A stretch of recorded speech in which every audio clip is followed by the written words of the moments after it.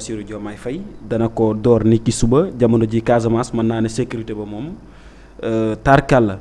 la ci jamono jooju kii di Waly Diouf Bodian moom dégg na ne am nañ ay acteurs politiques yoo xamante ni dañoo organiser wu ngir perturber li nga xamante ni moo di tournée wu président bi te moom la mu daal di waxaat ñii di militant ya mooy ñu bàyyi xel ne président de la premier ministre Ousmane Sonko la mu ñu daal di wax mooy tournée économique te loolu mooy doon intérêt bi nga xamante ni sénégalais mën nañ ko cee am donc nañ ko respecté. loolu du ma bett di alaaj parce que fi mu ne nii am na ci ñoo xam ne moom lépp luy mettre mal Ousmane Sonko ak kii di président Bassirou Diomaye Diakhar Faye ñoom. dañu ci sawar effectivement gis naa Waly Diouf Bodian di publier di alerter. parce que boo xoolee fan yee ci ginnaaw ñi nga xam ne ñoo di Pastef les patriotes ñoom dañu doon def appel au boycott. léegi nag xëy na am na ci ay brèdes yoo xam ne ñoom dañu bëgg a profité ci yëf yi. puisque gis nañ ni booy waa Pastef giif nañu. pour le moment. ñu ni nag comme que ñoom ñoo sookewoon loolu xaaral ñun ñu profité ci bu ñu ruubee su ko defee ñu mën ko jiiñ ñi nga xam ne ñoo di waa Pastef alors qu'en réalité Pastef yëf yi taqeewu ci laalewu ci nga gis ni ñoom. tey ñoom seen politique lépp maanaam ay affaire manipulé la toujours ci ay manipulation la ñuy taxaw pour di mën a def li nga xam ni moo di seen ay activité politique waaye toujours ci ay manipulation la ñuy jéem a dox alaaji pour di mën a fës li nga xam ni moo di politique moom moo tax loolu pour man sax ci benn côté Waly Diouf Bodian a très bien fait parce que lii comme ni ko Waly Diouf Bodian waxee comme ni ko Ousmane Sonko ko waxee tournée économique la léegi nag yaakaar naa ni président Bassirou Diomaye Diakhar Faye en toute responsabilité moom du taxaw annoncé benn tournée économique bu pare dem di ko soppar ñi une tournée politique. te nag yaakaar naa ni waa Pastef mën naa ni mer leen jàppoon même su fekkente ni. mais loolu politiciens yi def ñoo kebe. ba tey mer gi loolu président daan def. loolu président daan def di. président ba annonce économie bu pare def lee. non loolu ci Amadou Ba lañ ko gisee. Amadou Ba mais booba dañu fekk na booba Macky jeexal ni du bokk Amadou Ba ñu war a nekk candidat voilà mu bëggoon a commencé di kii boobu dañu juboon li nga xam ne moo ay élection présidentielle te cette fois-ci yaakaar naa ni président Bassirou Diomaye Diakhar Faye tey tournée bi nga xam ni moom la nekk def man dama gëm ni li mu wax nañ ko xaar ci loolu ba keroog ñuy gis le contraire parce que sénégalais yi dofuñu gëmmuñu aussi nelooñu bés bu annoncé une tournée politique dem tournée économique mu mujjee tournée politique bu boobaa dina xam ni sénégalais yi ñàkkuñu fayda te sénégalais aussi nekkuñ ñoo xam ni maanaam lu ñu war a nax la moo tax foofu noonu na waa Pastef jël seen ay responsabilité bu fekkente ni ñoom taxewuñu ci laalewuñu ci bu ci kenn profité di ci buruxlu naan da ngay jéem a indi ay sabotage te yaakaar naa ni alaaji armée bi day ak gars yi nga xam ni ñooy wattu kaaraange ki la di président Bassirou Diomaye Diakhar Faye ñoom mat nañu sëkk li nga xam ne moom la ñu leen di doy ku yaakaar ni nag yow mën nga Pasteflu wala nga mën nga mel ni Pastef kooku nag demal nga essayé nga xool wala nga laaj ñi nga xam ne ñoo ko doon jéem a essayé di Pasteflu ay ñoom Alaaji Bugaan ak ñoom seen ñoom fu ñu mujjee yaakaar naa ni xam nañu ko kon tey coow li nga xam ni amoon na li nga ci mën a jàngate rek mooy que ne ñu bare fi mu ne nii yàlla xam na ni wax jee fi nekk nii rek mais mosuñu bëgg ki leen di Ousmane Sonko ak Diomaye maanaam nekk benn buñ sañoon ñoom ñaar dañuy nekk di xiiroo ak ŋaayoo parce que ñoom xam nañu ni pour le moment nii alaaji mandat bi ñoom ñaar ñoo ko bokk ak lu manti xew lu fi président Bassirou Diomaye Diakhar Faye def dañ koy comptabiliser waale ci ki nga xam ne moo di Ousmane Sonko léegi nag ñoom tey nekkul ni dañu bëgg président Diomaye de loin de là mais ñoom li ñu soxla mooy ñu ni gouvernement wu Pastef ci boppam échoué na muy waa anti système su ko defee ñoom ñu mën a buruxlu profité ci yëf yi pour mën a dellu si quand Diomaye échoue c'est Sonko qui échoue c'est le projet Pastef qui échoue ñoom loolu la ñu xam loolu la ñu aussi bëgg a gëmloo Sénégalais yi moo tax tey genre fait yu mel nii toujours dañuy taxaw naan waa Pastef duñu ay républicain toujours ñu ngi attaqué président Diomaye ci affaire de protocole ak nangam ak nangam léegi bu ñu demee tey gis un président bu annoncé tournée économique ñu gis ni am na ñu ci raxabaalo pour di ko saboter dañu naan waa Pastef ñi wax dëgg yàlla ñoom yàq réew mi leen tax a jóg maanaam bëgg a profité la gis nga réseaux sociaux yi comme ni mu mel nii parce que gis nañu ne waa Pastef ñi dañu fees dell ci réseaux sociaux yi di défendre seen leader am ñu créer des comptes fictifs def ci profilu Ousmane Sonko di dugg ci commentaire yi di saaga nit ñi ci tuuru Pastef te danaa la man Sonko rek laay bëggee mais nii nanga di wax yu ñaaw bu ko defee ñu naan waa Pastef ñooy saaga alors qu'en réalité ñooñu noonu nekk laqatu ci ginnaaw compte yooyu noonu xamuñu Pastef jegewuñu Pastef bëgguñu sax Pastef amuñu carte de membre Pastef gëmuñu sax projet bi même. loolu nag laa yaakaar ni lu mel noonu nga xam ne ñoom ñu ngi koy def ci réseaux sociaux yi jamono jii nii la ñu bëgg a en tout cas dugal comme saboté comme roubé ci tournée économique bi nga xam ni ki leen président Bassirou Diomaye Diakhar Faye annoncé ne ko foofu la nga xam ne moo di ca Casamance te pour man mu nekk benn tournée bu am solo bu mucc ay boo xam ne yaakaar naa ni Alaaji tey ñoom dañu bëgg a am benn proximité bi ak askan bi parce que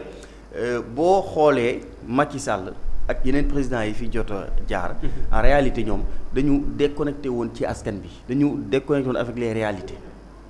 nga xam ni ñoom li ñu leen indil ñi leen indil ñoom lu leen arrangé rek lañ leen indil de ce fait dañuy dem bu benn jëmmi jamono ñu gis ni fi barab sàngam dara xew na fa wala dara am na fa ñu naan kon lii mi ngi ci réew mi wala lii am na ci réew mi nangam ak nangam parce que li ñu leen di jaay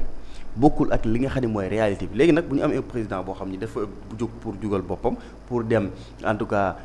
xuus ci li nga xam ne mooy les réalités pour xam ko mën a xool naka la ñu mën a adapté woo ba créer benn économie bu endogène loolu dama yaakaar ni c'est une chose extraordinaire boo xam ne c'est à encadrer c'est à saluer mais aussi c'est à pour mën booster pour que mu am benn visibilité mais te mu am benn réussite boo xamante ni si ni tey Sénégal rek moom moo ci gagné parce que tey foofu mu dem Alaaji la fa nekk ci ay ressources mais la fa nekk aussi loo xam ni mën nañ ko valoriser gën ko mën a structurer tey waxuma la sax Casamance mais Sénégal lëmm maanaam mën nañ ci jariñoo bu fekkente ni état du Sénégal ni ñu ko war a exploiter encadrer ko noonu ba mën naa ni la ca war a génnee ci loolu tey képp kuy sénégalais pour man da nga war a dox wala fexe loolu nu mu amee réussite mais doo ci dem a jugal luy ñu roog saboté. mais est-ce que perturbation bi mënul jógee ci biir coalition Diomaye.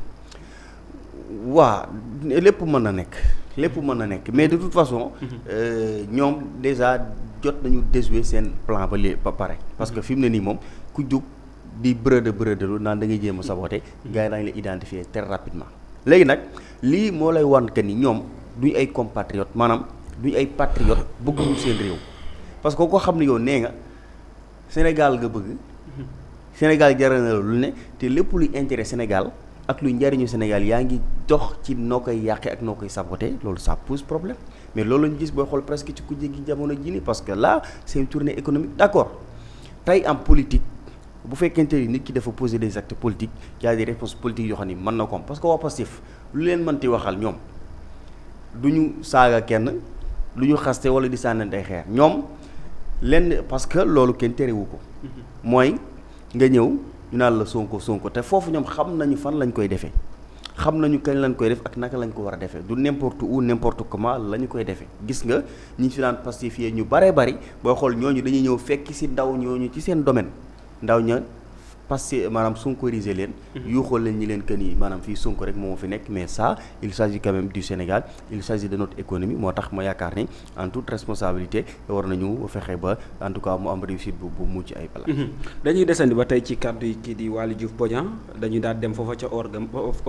port ba nga xamante ni moom la jiite muy nomination yi nga xamante daal na koy amal ca chef de division ba moom ni ki démb mu daal di nommé même pas 48 heures mu daal di koy abrogé waaye itam daal di renommé waat mais li ci gën a yéeme mooy ña nga xamante ni ñoom la fa njëkk a jëlee comme décision mooy agent yi nga xamante ni dañoo nekkoon proche ci APR maanaam nekkoon ay membre ci APR. mais loolu kay yaakaar naa ni moom la ñuy xaar. parce que toujours dañu koy wax te et puis xam nga nit ñi dañu fàtte ni nomination. nekkul loo xam ni maanaam dafa am une durée déterminée. nomination tey mën nañ la nommer midi 1 minute ñu dindi la fa. loolu moom yaakaar naa ni ça dépend rek ci ki nga xam ni moo la fa teg. te aussi alaaji booy nommer alaaji. mais xanaa nag ki ngay nommer da nga ko wóolu. effectivement te erreur du ñàkk ñun ñëpp ay nit lañu mais nit dara mën na la rëcc ci moom ba nga nommer ko mais boo ko xamee sëñ bi nga xam ni kii nekkul sa homme de confiance bi nga xam ni sëñ bi moom nga war a yëkkati teg ko fi alaaji mais da nga ko fay jëlee dëgg la wala dëgg. yow tey boo yoree sa barab di fa liggéey alaaji xanaa maanaam IATV bii ñu nekk nii rek alaaji Fàllu képp ku muy jël di ko teg fii wala di ko def bras droit am sëñ bi day am kóolute ci moom léegi kon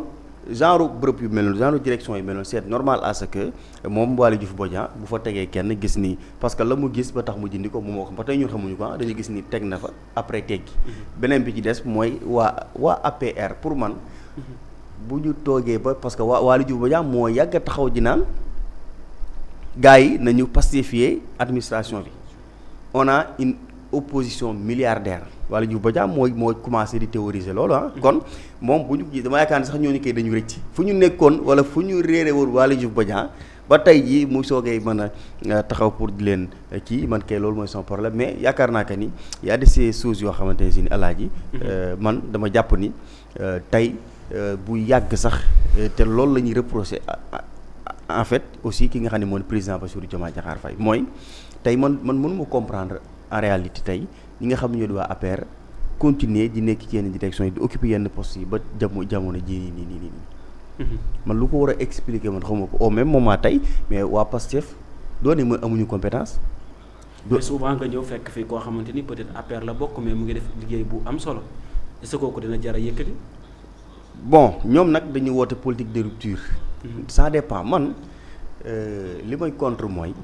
ñu dem di recruter des militants yoo xamante ni si alaaji amuñu benn compétence amuñu benn xam-xam. te loolu la ñu nemmeeku ci APR ci fànn yu baree bari nag mais am na ci ñoo xamante ni si mérite moo leen dugal fa ñu nekk. fu manti féete loolu anyway ñoom mais am na ci ñoo xam ne alaaji fa ñu toog di liggéey pourtant bureau la ñu yore toog ci seen i machine mais PowerPoint wala Word sax mënuñu ko manipuler alaaji effectivement waa léegi kooku noonu kon alaaji chaque fin du mois ñu fay ko mu lekk xaalisam ban mérite la ci am kon man yooyu pour man c'est des choses yoo xamante ni si nii wax dëgg yàlla gis ko ci côté Waly Diouf Bodiang dama jàpp ni le contraire kay moo ñu doon bett mais lii c'est des BA yoo xam ni pour man c'est facile à régler. merci Kébé jaajëfal nañ la Abdoulaye Yakhine dañuy daal di desandi bala ñuy daal di tëj point boobu ñeel mbirum Waly Diouf Bodiang foofa ca port ci nomination yi nga xam dana ko amal foofa ca chef de division au port autonome de Dakar. mu daal di nommé waaye itam 48 heures mu abrogé waat ko daal di nommé waat ñeneen